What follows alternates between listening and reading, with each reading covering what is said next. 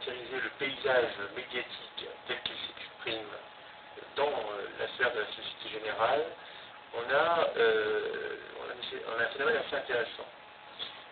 Vous regardez comme moi la télévision, au LCI, vous écoutez la radio, vous écoutez France Culture, France Inter. Nous avons tous une pratique, je dirais grand public, une pratique mainstream des médias. Et donc quels sont évidemment les analystes qui interviennent lorsqu'il s'agit de commenter la crise financière, d'apporter une explication au grand public, de lui délivrer un message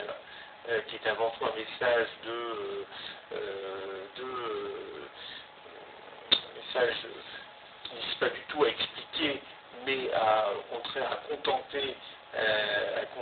un public qui veut simplement s'assurer que la machine économique continue de fonctionner. Donc c'est, je dirais, toute une galaxie, un réseau d'experts, de sommités médiatiques, de journalistes qui sont les mêmes depuis des décennies. Qui sont aujourd'hui des personnes comme Jean-Marc Sylvestre, comme Elie Cohen, donc caution universitaire, Elie Cohen, des nouveaux experts aussi. Il y a toute une génération d'analystes médiatiques qui ont la trentaine aujourd'hui, comme Marc Touati, comme prof de Sciences Po qui remplissent cet office.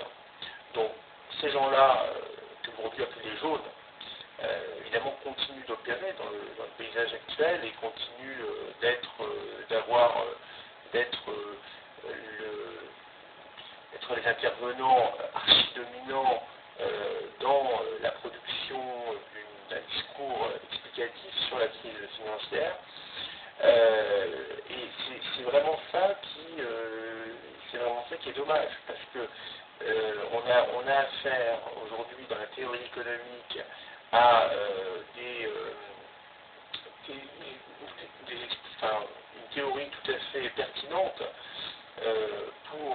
pour analyser et expliquer les phénomènes financiers et les phénomènes macroéconomie financière dans ce qu'ils ont de risqué, dans ce qu'ils portent en eux de contradictions internes, sans tomber dans le marxisme de bas étage. La théorie de la régulation n'ayant rien de marxiste, elle a quand même fourni un certain nombre d'écrits théoriques, je pense aux écrits de Michel Aguileta, par exemple, ou de Robert Boyer, qui permettent de comprendre un peu les phénomènes du prêteur en dernier ressort, la survenance tout à fait inéluctable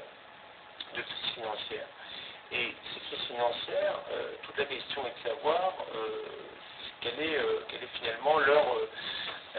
impact, d'abord sur l'économie réelle, et surtout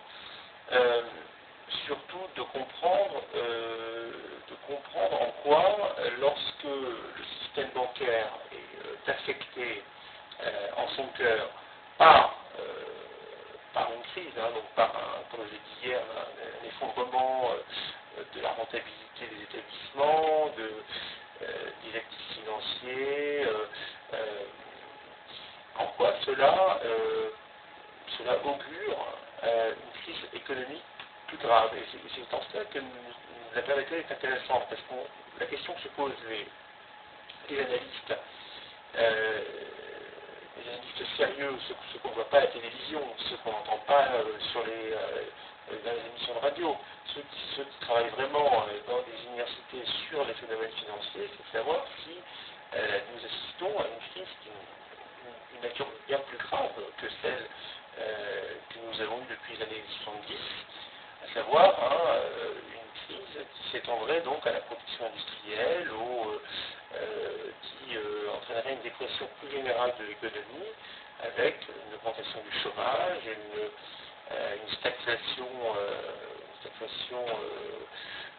comme dans les années 70, mais avec en plus de cela là une absence de garde-fous, parce que dans les 70, il y avait tout l'héritage keynésien qui aujourd'hui a été dilapidé par les gouvernements libéraux. Donc la question est de savoir si ces phénomènes, si nous avons affaire potentiellement à une nouvelle crise comparable, l'histoire ne l'était jamais, mais comparable,